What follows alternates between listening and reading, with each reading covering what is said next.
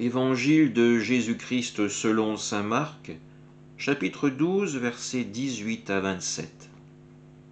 En ce temps-là, des Sadducéens, ceux qui affirment qu'il n'y a pas de résurrection, vinrent trouver Jésus et l'interroger.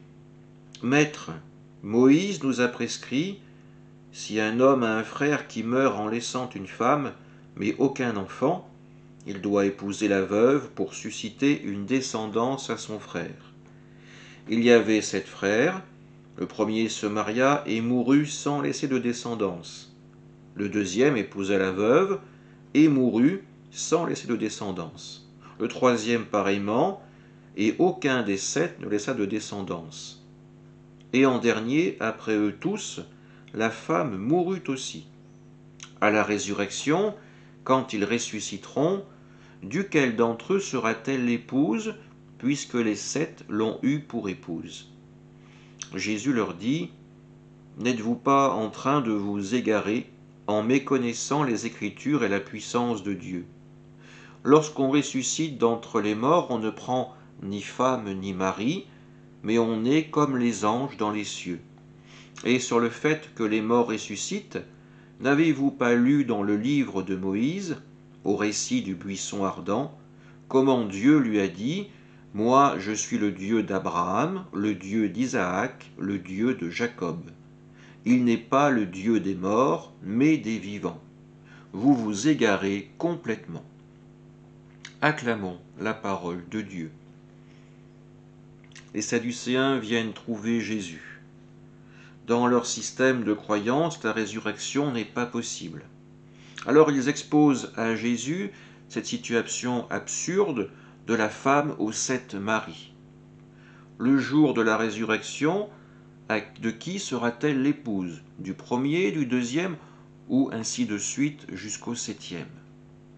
Jésus leur dit, « Vous n'avez pas compris les Écritures. Le jour de la résurrection, nous serons comme des anges devant le Seigneur.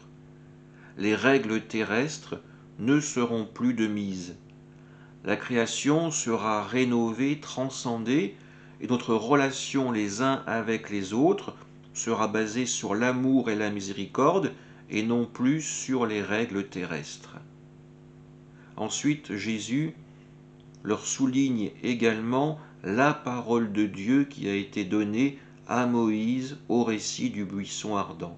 « Moi, je suis le Dieu d'Abraham, le Dieu d'Isaac, le Dieu de Jacob. Il n'est pas le Dieu des morts, mais des vivants.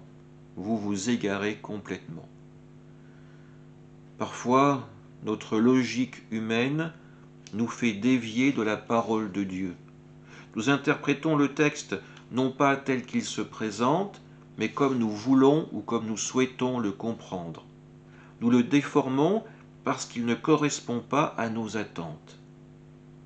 Suivre Jésus dans la confiance, c'est accueillir sa parole telle qu'elle nous est donnée, avec confiance, en sachant aussi que sans l'aide de l'Esprit Saint, nous ne pourrons pas la saisir complètement. Nous avons foi dans Jésus-Christ mort et ressuscité.